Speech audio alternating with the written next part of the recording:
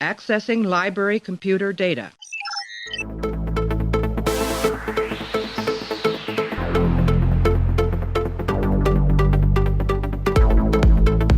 And to make sure history never forgets the name Enterprise. Hey everybody, welcome to the Pensky Podcast. If you haven't tuned in before, this is a podcast where we are running through all 178 episodes of Star Trek The Next Generation, giving our thoughts and feelings about each and every one. Right now we're up to episode 4 of season 4. This one is called Suddenly Human. It was directed by Gabriel Beaumont. Teleplay goes to John Welpley and Jerry Taylor, and the story credit goes to Ralph Phillips. It originally aired back on October 15th, 1990. In this episode, the Enterprise rescues a Starfleet admiral's grandson long thought dead, but who has been adopted and raised by the enemies who killed the boy's parents. Modi Operandus is going to join us to talk about this one. We sort of forgot who I was talking about.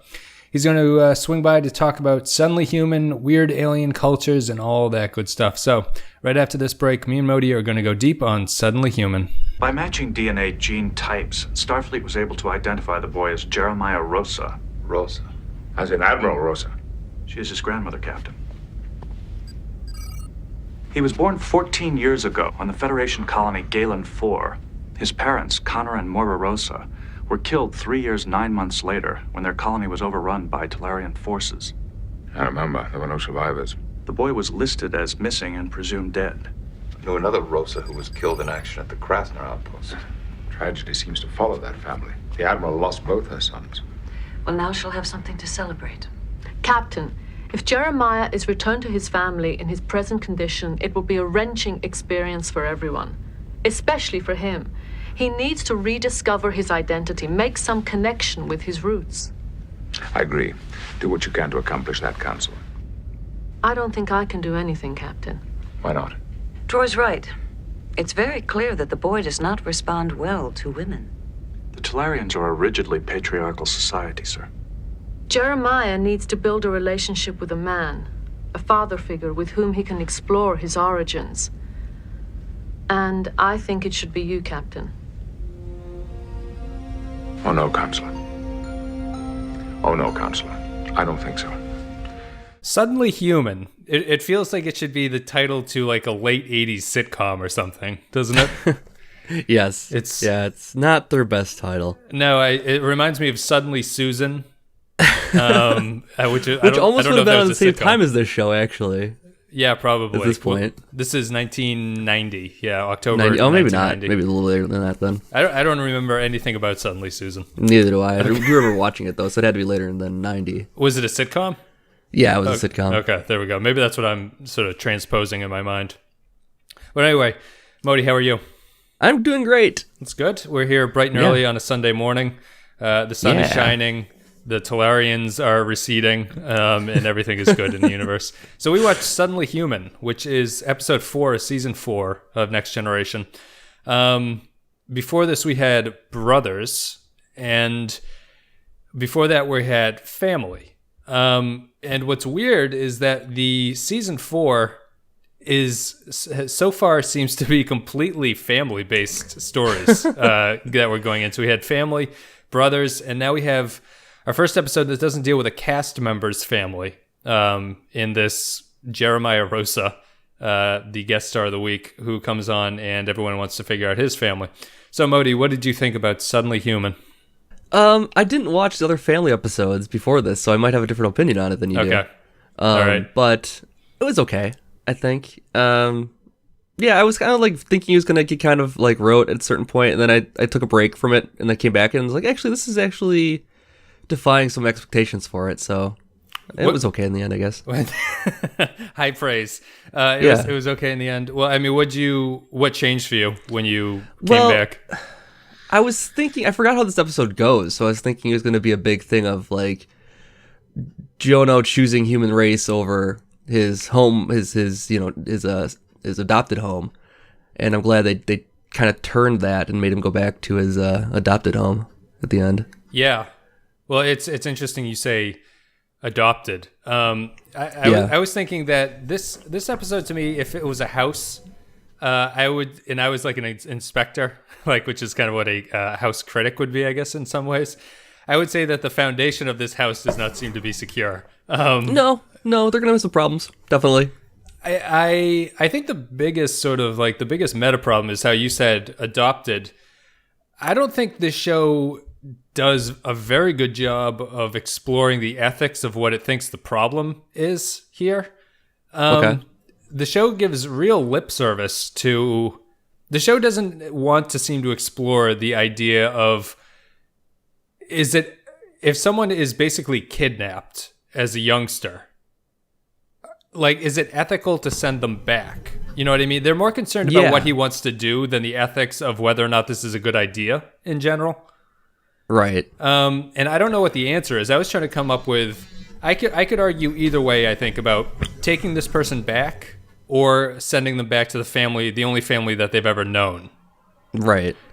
But now that the Enterprise has messed with him, though, he's thoroughly messed up in their society. Like, he's having breakdowns while playing racquetball. Right. Like, how long do you think he's going to exist in the Tellurian society when you send him back and he's in some game with some friends and he starts bawling on the floor because he's remembering his dead parents? Oh, I mean, like, he's messed up in either world now. That's true. I'd have a breakdown if I was forced to wear those racquetball outfits too. But no, I totally understand. Like, he's starting to remember. So the show is making it clear that he remembers his original family. Yes. Even though I don't think that really makes sense, because in the pictures of when he was taken, he looks a little too young for me to buy. He's like 4. Yeah. Yeah. Like, I was trying to remember my earliest memory, and it probably starts around 2nd or 3rd grade, like that I have a strong memory. What age would that be for a kid? That would be like 6. 6 or 7? Yeah, 6 maybe. Yeah. So I mean, I have glimmers of things before that, but if you told me I lived a totally different life before that age, I would probably not really remember. Then again, your parents weren't killed before your eyes, were they?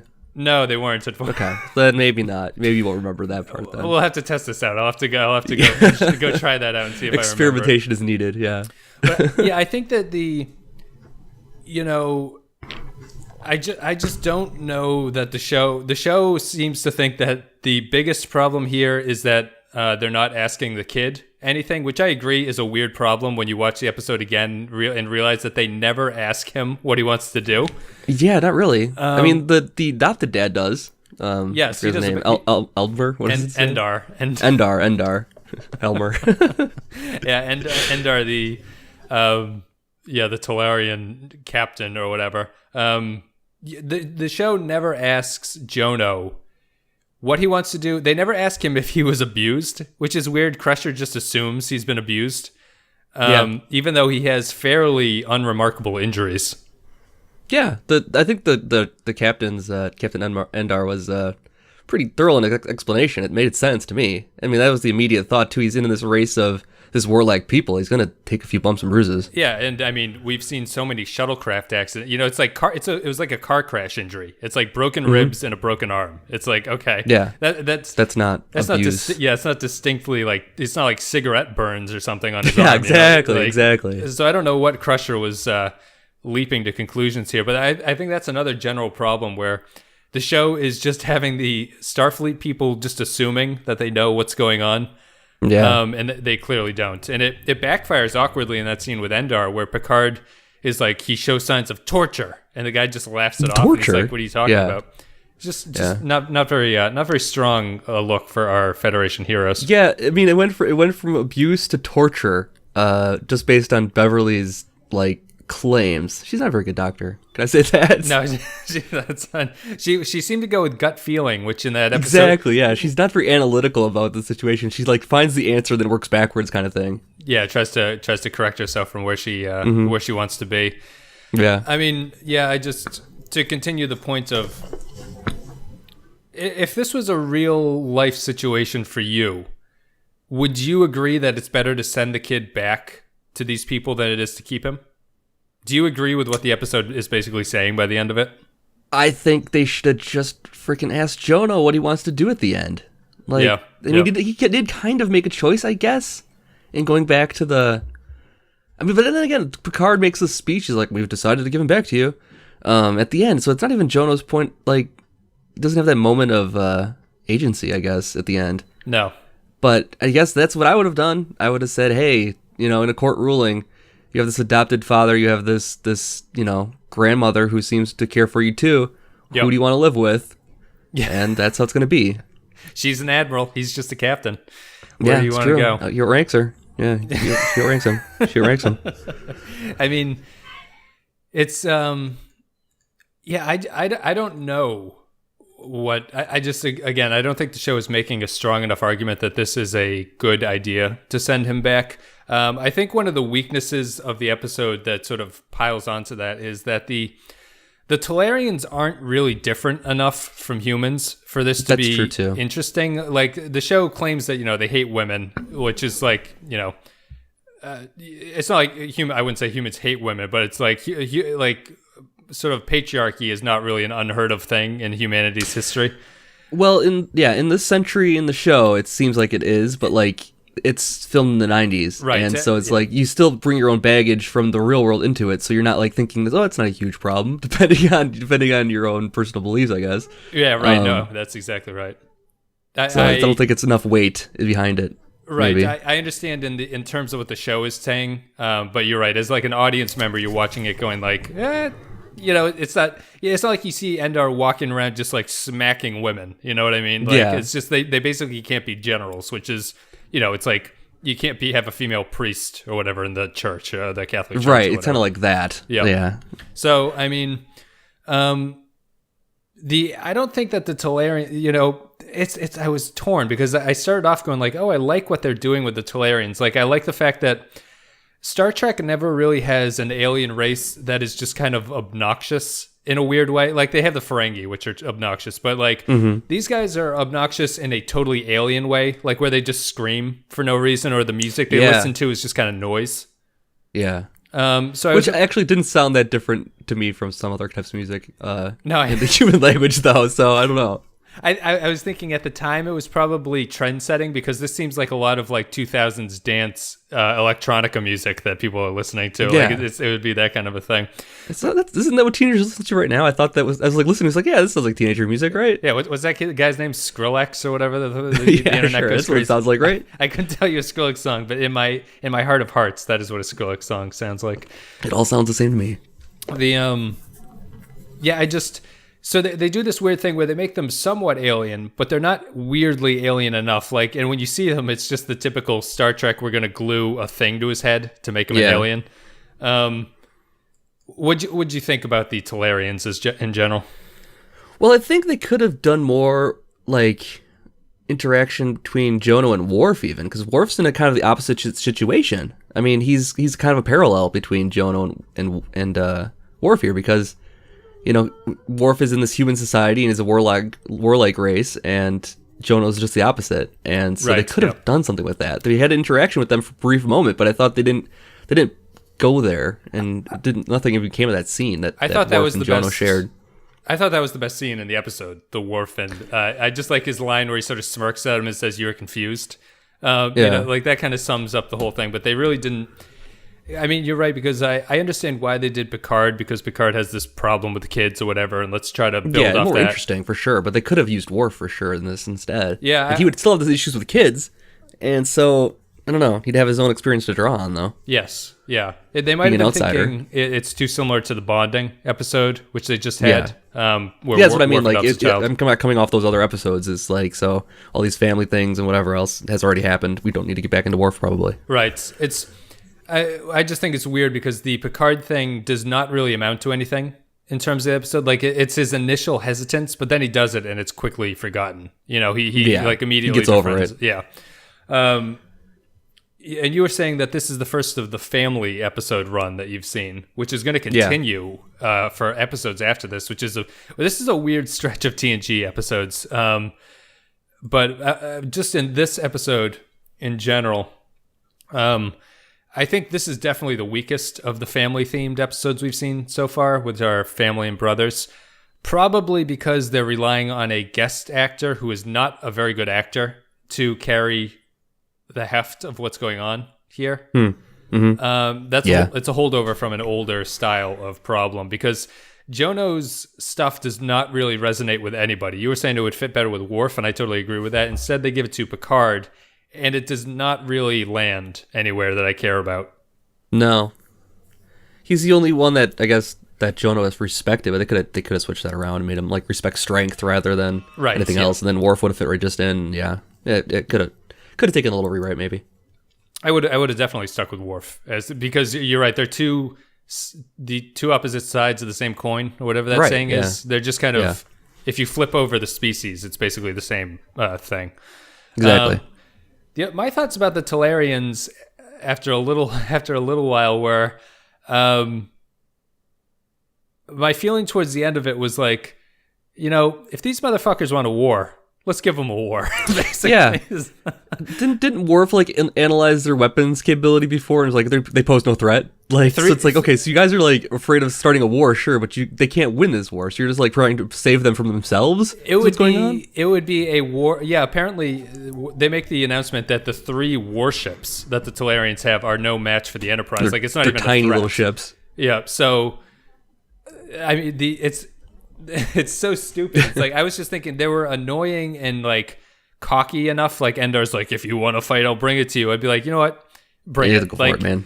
Yeah, it would be a war that the Federation would engage in and not have a single casualty. Is what they were making. Yeah, it sound exactly. Like. Yeah. So I understand the Federation doesn't want to go around killing people, but at the same time, these guys are being so obnoxious. And the one saving grace I thought about how obnoxious Endar and sort of their like confrontational style is that when Riker is in command, when Picard gets stabbed, I love the contrast of how Riker deals with difficult adversaries against Picard. Yeah, I really liked Riker's thing here actually. Yeah. He's it was like equal parts like cockiness back to him kind of thing almost. Yes, he's much more aggressive towards aggressive people. Picard is much more diplomatic. I just like just going through this rewatch, like you start to notice the little things like how Riker and Picard sit in the chair differently. And it's very like weirdly noticeable at this point. Like they really inhabit different characters at this point in the series. I just like, I didn't like Endar because I think the actor was not very good, and I just didn't like the way that character was written. So I appreciate. Well, he kind of looks like Frasier with that beard and everything. Yeah, he does kind of look like Frasier. He's totally opposite though. He's a little bit more pissed off than Frasier ever was. Right. I just liked Riker giving it back to that guy. Yeah, I did too. That's all. So the another thing is that the Tellurians also have a culture that conveniently fits into this storyline, which is wonderful. The age of decision is such a clunky turn of phrase. Yeah. And they have apparently a cultural right to take the children of people they've killed.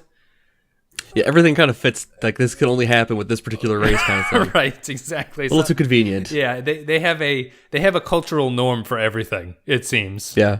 It's just very, very, very interesting. What's your favorite part of this episode? Oh boy, I don't know if I have one, honestly. I usually like to trick those out because I know you're going to ask too, but I can't even place one. I mean, I guess I do like the scene with Riker giving it back to the captain. I don't know, like maybe some of the stuff with Picard and Jonah was okay once they started like connecting a little bit more. And I don't know. There's not some good scenes. There's no good scenes in this one. Let's just say that. You didn't like Wesley getting ice cream all over his young face. Oh god, that was so. Everything about that scene bothered me. Like even from like just Data, like stumbling in for his line for the episode, and like yeah. Oh god. To the forced laughing of Riker and Picard as it happens. Yeah. Like ha ha ha ha. Was it me? These guys don't laugh ever. Was the ice cream blue or was that the lighting? Yeah, it looked blue. Yeah. Why did it look blue? I don't know. There was no blue in that bowl. It looked like before.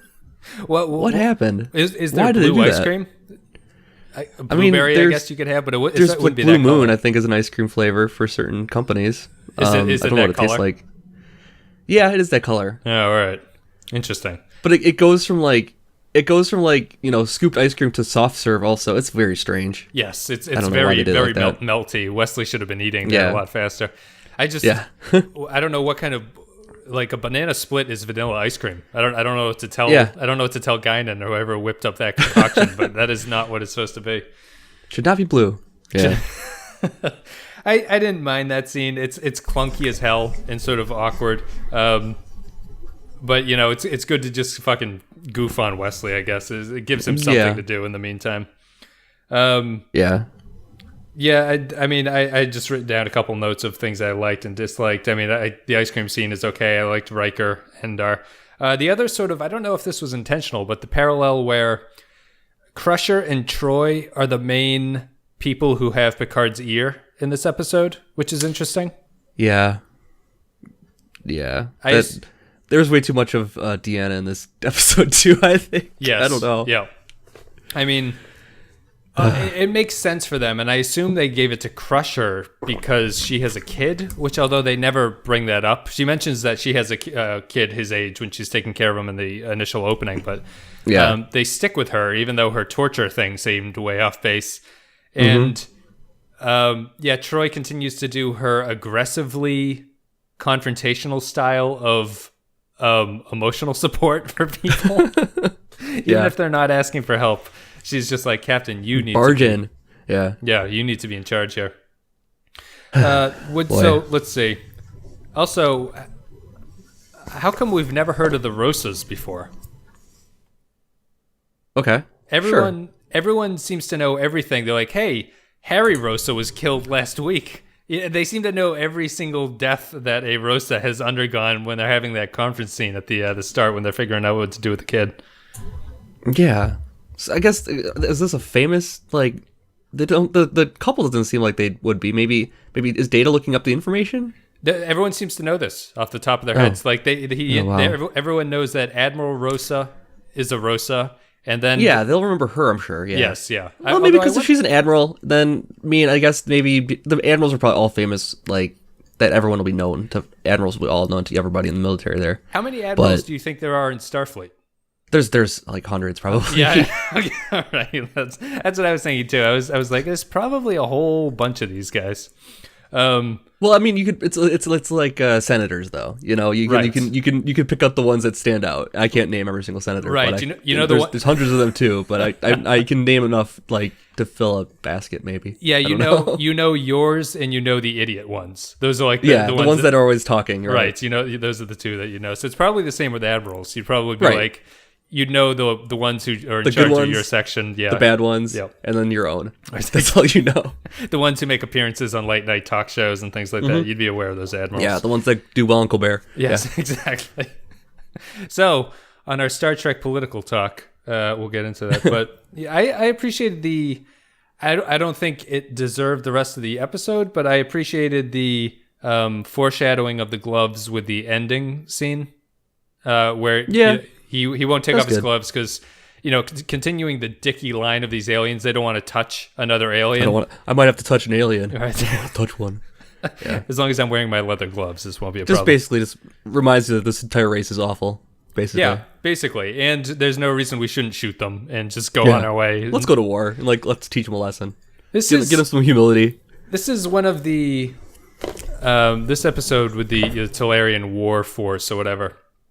is kind of a thing that I've been thinking about a lot recently with Star Trek is the characterization of other races that aren't in the Federation seems to not make any sense with why they're such a threat to people. You know what I mean? Like, okay. The Federation is hundreds of planets at this point, hundreds of races. I don't understand how a single race could ever amount to anything against a conglomeration of hundreds of races. That's a very good point. Except for the Borg, but that's like their thing. You know what I mean? I mean, maybe the Romulans, because they do have technology that's matched, and they are, warriors. But you never they're trained for it. Like on a sheer personnel basis, you never see non-Romulans on a Romulan ship. They don't have the numbers. Right. I feel we'd outnumber them thousands to one. So I'm always weirded out by when they have these things like, we can't afford to go to race with these people. It's like, how do you guys not have thousands of times the logistical support that these guys have? You know what I mean? Yeah. Well, I think that they have because the Federation is so large, they have so much to protect also. So it's like, if you go to war you're going to have all these colonies at risk, you're going to lose a lot of people, you're going to lose a lot of colonies that you can't protect all the time because you can't be everywhere at once. Right. So I think because they have more to lose, they're more careful about who they make enemies with. Yes. But like as we said, the Tellurians pose no threat to the Enterprise, but they did attack colonies and that kind of thing, and ruin whole planets before. Right. So I think that's something you got to consider. No, I mean, I think I think that totally makes sense. They kind of fixed this idea in Deep Space Nine with the Dominion, where the Dominion is like a conglomeration of races. They're basically the anti-Federation. Sure, and then it's a matching. Right, set, then it makes sense that you would actually go to war with them. But yeah, it's just something that stuck with me, and just the douchebag Tellurians who I would blow them up just to get them out of the universe in the first place. Just I think the script should the script have made them more worse or more human-like to make this show better? They should have made them more alien. More alien? Definitely, yeah. I think they should have just even like something to make them so they look a little bit different, even because they're not. Like they're very similar. Like I don't know. Yeah, they have very similar. Their goofy outfit. I was thinking that too. I would have had them not, or at least a little bit less humanoid or something. Have them just be sort of like a totally different thing. Yeah. Instead, they're kind of douchebag guys that you could meet at like any kind of bar or anything like that. They're just kind of like cocky and pompous and all that stuff. Interesting. Well, I think we've wrapped it up. Do you have any other points that you wanted to talk about before we go to final thoughts? Nope. Final thoughts. All right. So I'm going to play an audio clip. Me and Modi are going to come back. We're going to go to final thoughts about Suddenly Human. Captain Endar. Last night, Jono attacked me with a dagger. Which he could not have done had he been returned to me with the others. There was a crime committed on board this ship, but it was not Jono's, it was mine. When we found Jono, it seemed so clear what had to be done. We knew that if we could only persuade him to make the decision to stay, then you would most likely let him. So with the best of intentions, we tried to convince him. And in so doing, we thoroughly failed to listen to his feelings, to his needs. That was the crime. And it has taken a huge toll on a strong and a very noble young man. And it must be rectified. He will return home, to the only home he's ever known, and to the father that he loves. To you, Endar. Suddenly Susan, the sitcom. What are your thoughts on Suddenly Susan? Now let's get into our rating scale for Suddenly Human. If you haven't heard before, it's a 1 to 5 scale, 5 being the ultimate best, 3 being an average episode, 1 being utter garbage, and the 2 and the 4 fall somewhere in between. So Modi, what are you going to give Suddenly Human? I will give it a 2.5. Interesting. Because it's got a terrible title. There's some bad acting. The story is there's got some moments in the story. Like I said, it kind of turns my expectations for it on its head, that I thought the guy would choose human race after everything he's done, despite the fact that he's going to be screwed when he gets back into among the Tellurians and he starts bawling every 20 seconds. Yeah. But I think I'll go 2.5, maybe a 3. Maybe a 3. Interesting. Yeah. I'm going to give this a solid 2. It's definitely got a lot of problems in the storyline. This is the first Jerry Taylor script, who she's sort of going to become a sort of showrunner for the show after Michael Piller moves on to other things in a little bit. But she's sort of the head writer role. I don't think this is a very good script. I don't think that the show knows what it's talking about. I don't think the show understands what the real issue that the show should be talking about is here. Because a idea that we're just not asking a person what they want to do is not a very good dramatic turn for the show. It's much more interesting if they had made this about the ethics of whether or not they should send someone back. Whether or not it's appropriate to send someone who has been raised in an alien culture that seems worse than humanity at this point. Like objectively on a moral grounds, they seem like a much worse race. Whether or not it's better to send them back to that race or to bring them home to humans who they had no contact with, but is a better situation. and the show doesn't want to talk about that. So No, it does not. So for that reason, I'm going to give this one a 2 because it had the bones there. It just could not flesh out the thing. It's like I said before, the foundation of this whole episode is a little bit shaky to me. Indeed. That's it. Well, the Tellurians, I think this is the last time we see them. Although the biggest takeaway for the Tellurians for me is that I remember I had a original Game Boy game, a Star Trek Game Boy game, and the Tellurians were one of the races in it, which is weird. Really? Yeah. That's very strange for a 1-episode race. Yes, it is. I think it's just a identifiable ship. They look kind of like Oh, yeah, that's true. They look like It does have, X-Wings, like unique sort of. ships. Yeah. yeah. So, but that game was excellent. I wish I had it. I would do a Let's Play of the Star Trek Game Boy game. You might be able to find an emulator for it. Yeah, maybe. The main problem with it was like, it's a Game Boy game, so there's like 3 different things you do in the game, but there's 100 missions of those 3 things that you do over and over and over again. But It was a lot of fun. It was a good time. Oh, Game Boy, I miss you and your 6 AA battery requirements. Anyway, Modi, thanks for coming on. No problem, anytime. You guys can check out Modi's YouTube channel. I'll put a link in the video. I'll put a link in the description. And other than that, I'm going to be back with Remember Me after this. If you guys appreciated today's content, you liked it, you enjoyed it, give it a like, comment on YouTube. It's always appreciated. If you're on iTunes, a rating or review is very helpful. Gets the show out there more and more. So, Modi, thanks again, and I will be back with Remember Me in no time at all.